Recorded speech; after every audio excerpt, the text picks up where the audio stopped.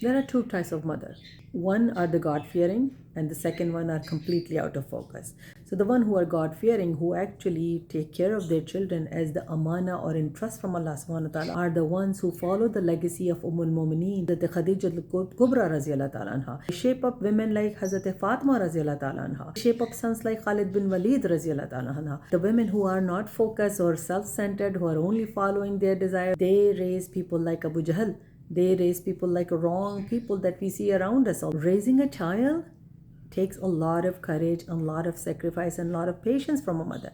They build nations because women are called the nation builders. If the nation builder is not focused on building, the building can collapse. But the properly raised child, they will structure better, they will have a character, have a complete personality. Wrongly raised children will not have any value, no good character. And what kind of mother do you want to be? Do you want to spend your life focusing on your children because Allah subhanahu wa ta'ala has entrusted this amana to you? You want to spend your life focusing on your own personal desires, fighting the in-law politics, fighting your own husband, demeaning him or trying to treat him as a competitor instead of him as a companion. Remember to follow the right path of the rightly guided women instead of following the wrong path, and look at the choices that other women made by looking at the children because this is their finished product.